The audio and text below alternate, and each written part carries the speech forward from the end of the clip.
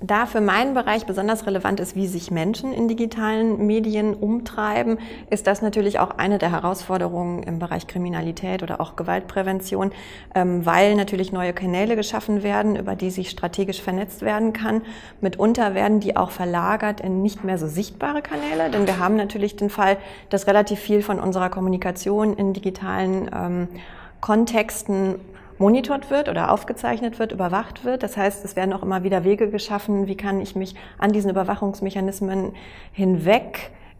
vernetzen und mitunter auch zu riskanten Verhalten verabreden. Das heißt, das ist was eine neue Qualität bekommen hat, weil ich natürlich viel gezielter mich mit Personen in Austausch setzen kann, die das vielleicht verstärken oder die mich auch in meiner Einstellung verstärken können. Radikalisierung ist zum Beispiel ein ganz großes Feld in dem Bereich, weil wir sehen, dass auch durch die Algorithmen, die teilweise sehr von Vorurteilen behaftet sind und einfach Elemente